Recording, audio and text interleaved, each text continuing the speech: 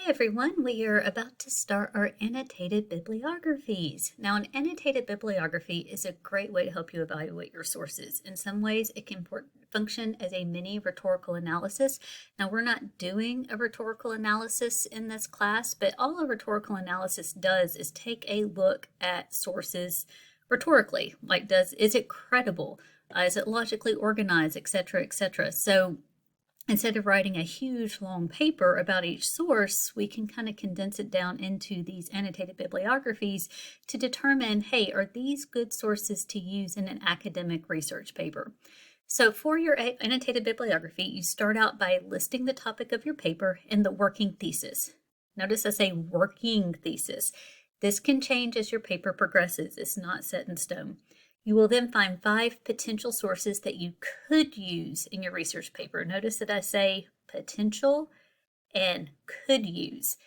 You're not locked into them. I've had many students in the past write their annotated bibliographies. They get into writing their papers and realize, oh, this source no longer works like I thought it would. It's perfectly fine to take it out and replace it with something else. And I do say 5, but if you find 6, that's perfectly fine. 5 is the minimum. You can always write a few more if you wish. So you'll create the citation, and then underneath each citation, you will write 1 to 2 paragraphs where you will include a brief summary or description of the source and defend why it can be used as a credible source in your paper based on rhetoric, specifically ethos, pathos, and logos. So who created this? Is it credible based off of who the author is? Or maybe if the author isn't very well known, let's say you want to write a paper on autism and you find an expert whose entire medical career has been centered around autism. So that's automatically going to be credible. But let's say you find a paper written by maybe a mother who has a child with autism. Yes, that has maybe a little bit of credibility, but in the scientific world, it wouldn't. But did she bring in a whole bunch of sources from experts to defend what she's saying is true? And that's the case, then it's going to have a little bit of that ethos there. Does it have an emotional appeal? Now, sometimes that's questionable, especially if you have a lot of very scientifically minded articles. But even if you have one that's like a peer-reviewed journal that's kind of cut and dry, one thing that people don't realize that gives it a little bit of emotional appeal is how specific they are. So if you're talking about statistics and facts, like if you were going to talk about how many Jews were murdered in the Holocaust, if you just said a lot of people were murdered in the Holocaust, that gives a little bit of an emotional appeal. But when you read that over 6 million Jews were murdered during the Holocaust, that kind of gives it a little bit more of that emotional appeal because that number is so incredibly high. It just kind of make you almost feel it. So that specific information can almost give an emotional appeal. Interviews with people can be very emotional, especially if you're interviewing someone who has been through something very traumatic, and that would give it that pathos. Logos is not only that they have credible sources, which ties into the ethos, but logos is also remember and how it's organized. Is it well organized? Can you find the information? Is it easy to understand? Also address specific things about the source, such as what kind of source it is, its genre. Is it a poster? Is it an infographic? Is it a peer-reviewed academic journal? And so on. So just kind of list what its genre is. Are there any errors? Sometimes students find mistakes in papers, either in the formatting or maybe some of the information isn't correct. And that kind of goes back to the ethos. A paper's really not credible if it's full of errors. So does it have any errors? And do you find it relatable and reliable? And why? I need to add the and reliable here. Hold on.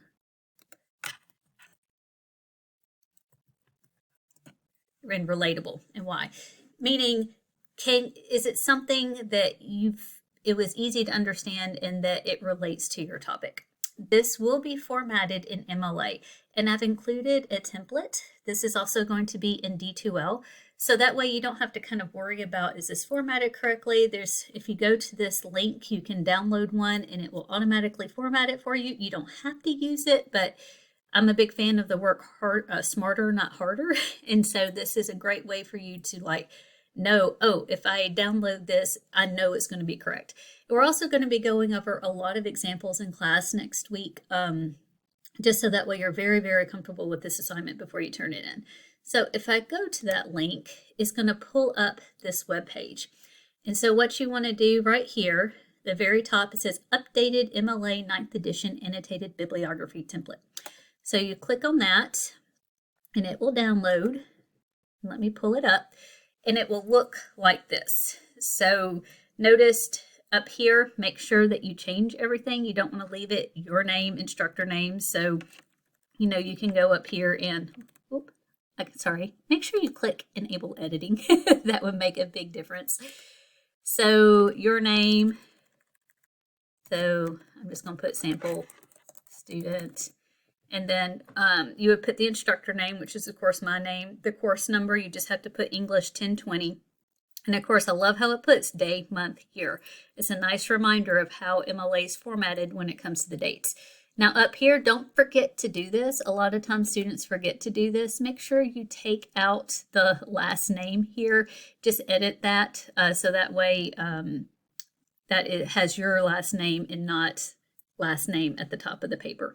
So if you notice here, it says topic, and the topic of this particular paper are lightning safety tips. Not the most fascinating, but for the purposes of an example, this is just how it comes. This is how it's going to look exactly when you download it. All you'd have to do is just delete that and put in your own topic. The same thing for your thesis statement. So let's take a look at the annotated bibliography and just kind of how it's formatted. Notice it has the reverse indentation here. So it's flush to the left margin there. And then this is reverse indented. And again, we're going to go over how to do that in class. The easiest way is to hit Control Tab on your computer in front of the lines. But yeah, we'll go over that a little bit more in class. But also notice that the paragraphs are also reverse indented. And that's part of the MLA formatting when it comes to annotated bibliography. So you need to make sure that when you create your paragraphs, that they are indented over. And again, an easy way to do that is just to kind of highlight the entire paragraph and hit Control Tab, and it should indent it over for you. So notice here, it has author first, the title of the publication, where it was published, and the URL where you can find it.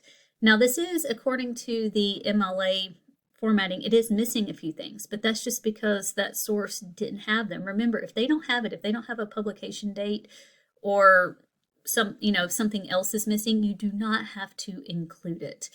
They also did not include the date access. That's something that with the updated MLA formatting, we don't have to have, but if you include it, that's perfectly fine too.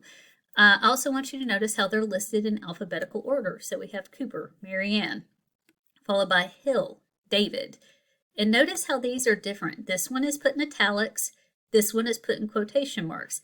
This lets me know that this is probably a book of some sort, because remember, longer publications are going to be put in italics. Shorter publications are put in quotation marks. So this lets me know this is probably an article. And if I look at this, American School and University, that's the journal that it was located in. So this lets me know it's an article, and it has the volume and the number and the date and all that other lovely stuff. So that just lets me know, okay, book versus academic article. And this was probably an online book because it has the URL up here. So that's let me know it was probably an electronic book, which is perfectly fine to use. But as you go down here, just notice that they are in alphabetical order. This one actually does have a mistake right here. So this is something that's really important to note. So Mullen Leslie, and then underneath it has lightning safety. Now it's in alphabetical order regardless of if you are using an author or a publication. So when I see L comes before M, so I would tell a student if they wrote this, oh, this needs to be copied or cut and pasted so that way it's above Leslie Mullen here. So that's the one mistake that's on here.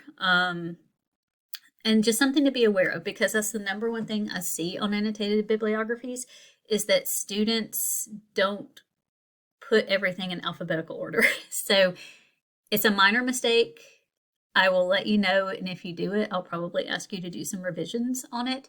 But just remember, all the sources need to be listed in alphabetical order. But this one, it didn't have an author, and that was fine. It started with the title of the article. And I can tell it's an article because it's in quotation marks. And then the publication where you found the article, the National Weather Service, is put in italics. So that's how we know that.